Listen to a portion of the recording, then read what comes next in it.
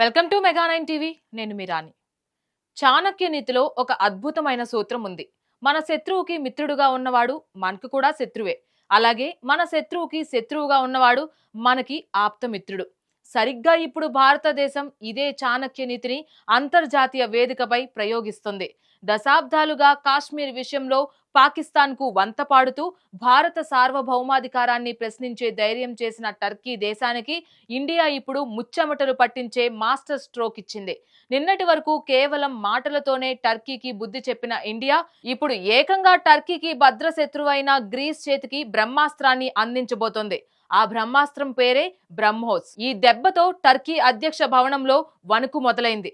ఇంతకీ ఆసియాలో ఉండే ఇండియాకి, యూరోప్ లో ఉండే గ్రీస్ కి మధ్య కుదిరిన ఆ సీక్రెట్ డీల్ ఏంటి? భారత్ బ్రహ్మాస్త్రాన్ని చూసి టర్కీ ఎందుకు వణికిపోతుంది? ఇండియా అసలు మాస్టర్ ప్లాన్ ఏంటి? Let's watch.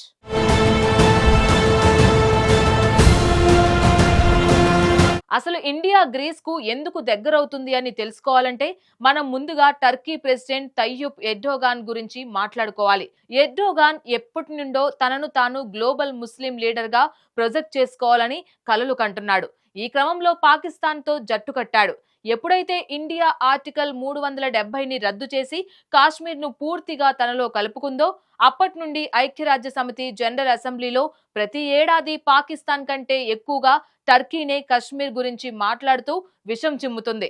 కేవలం మాటలే కాదు, పాకిస్తాన్ నావికా దళానికి అధునాతనమైన యుద్ధ నౌకలను అలాగే బేరఖ్తార్ డ్రోన్లను సప్లై చేసింది టర్కీ. భారత్ ఎన్నోసార్లు మా అంతర్గత విషయాల్లో జోక్యం చేసుకోవద్దు అని హెచ్చరించినా టర్కీ వినలేదు. అప్పుడు డిసైడ్ అయింది మన ఇండియన్ గవర్నమెంట్. వీళ్ళకి డిప్లొమాటిక్ వార్నింగ్స్ ఇస్తే లాభం లేదు, వీళ్ళ నొప్పేంటో పసిగట్టి అక్కడే గట్టిగా కొట్టాలి అని ఫిక్స్ అయింది. ఆ నొప్పి పేరే గ్రీస్. ఇండియాకి పాకిస్తాన్ పక్కన ఉండి ఎలా ప్రాణాలు తీస్తుందో యూరోప్ లో గ్రీస్ పక్కన ఉండి టర్కీ కూడా అలాగే ప్రాణాలు తీస్తుంది. గ్రీస్ టర్కీ మధ్య వందలేళ్ల వైరం ఉంది. ముఖ్యంగా ఏజియన్ సముద్రం, తూర్పు మెడిటరేనియన్ ప్రాంతాల్లో సముద్ర సరిహద్దుల గురించి వీరి మధ్య ఎప్పుడూ యుద్ధ వాతావరణమే ఉంటుంది. గ్రీస్ కు ఆ సముద్రంలో వేల సంఖ్యలో చిన్న చిన్న దీవులు ఉన్నాయి. ఈ దీవుల చుట్టూ ఉన్న సముద్రం అంతా తనదేనని, అందులో దొరికే క్రూడ్ ఆయిల్, సహజ వాయువుపై తనకే హక్కు ఉందని గ్రీస్ అంటుంది. కానీ టర్కీ దీన్ని ఒప్పుకోలేదు. బ్లూ హోమ్లాండ్ అనే పాలసీ పేరుతో టర్కీ తన నావికా దళాన్ని, డ్రిల్లింగ్ షిప్స్ ను పంపి గ్రీస్ ను ఎప్పుడూ రెచ్చగొడుతూ ఉంటుంది.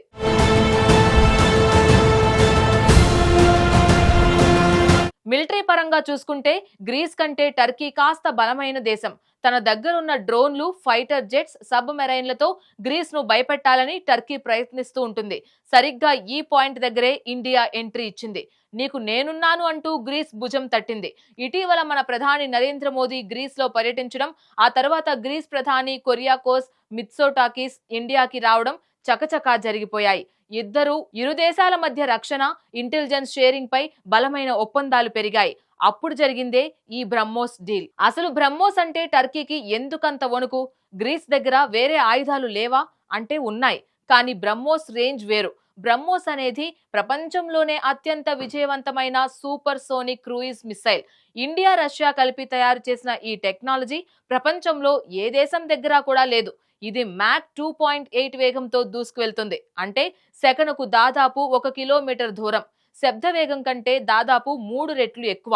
టర్కీ రాడార్లు దీన్ని పసిగట్టి వారి యాంటీ మిసైల్ సిస్టమ్స్ ఆన్ చేసే లోపే టార్గెట్ బూడిదైపోతుంది. సముద్ర ఉపరితలం నుండి కేవలం 3 నుండి 4 మీటర్ల ఎత్తులో ప్రయాణించగలదు. దీనివల్ల శత్రువుల రాడార్ సిగ్నల్స్ కు ఇది అసలు చిక్కదు.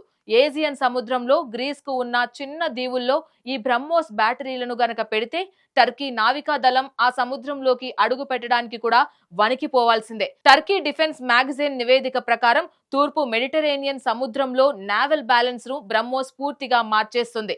దాదాపు 300 కిలోమీటర్ల పైగా రేంజ్ ఉన్న బ్రహ్మోస్ తో గ్రీస్ టర్కీకి చెందిన ప్రధాన నౌకా స్థావరాలను ఈజీగా లాక్ చేయగలదు.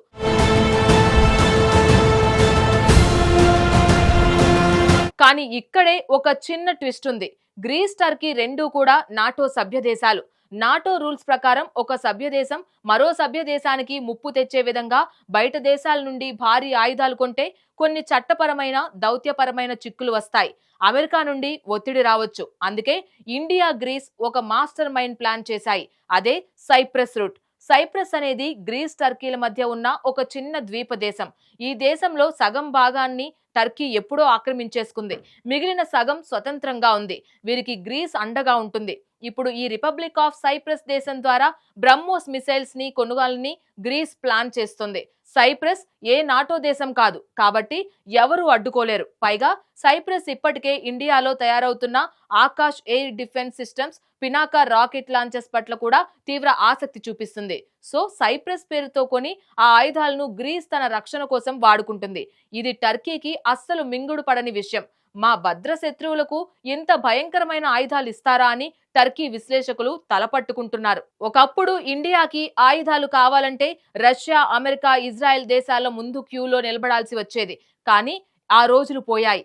ఈ రోజు ఆత్మ నిర్భర్ భారత్ పథకంలో భాగంగా ఇండియా స్వయంగా ఆయుధాలను తయారు చేయడమే కాకుండా వాటిని ఎగుమతి చేస్తూ గ్లోబల్ డిఫెన్స్ మార్కెట్లో ఒక టైటాన్ లా ఎదుగుతుంది. ఇప్పటికే ఫిలిప్పీన్స్ దేశానికి బ్రహ్మోస్ క్షిపణులను విజయవంతంగా డెలివరీ చేశాం. చైనాకి భయపడి ఆసియా దేశాలు మన బ్రహ్మోస్ కొంటున్నాయి. టర్కీకి భయపడి ఆర్మేనియా దేశం మన పినాకా రాకెట్స్ కొంటుంది. ఇప్పుడు ఏకంగా యూరప్ లోని గ్రీస్ సైతం మన బ్రహ్మోస్ కోసం చూస్తుందంటే భారత సైనిక దౌత్యం ఏ రేంజ్ లో సక్సెస్ అయిందో అర్థం చేసుకోవచ్చు.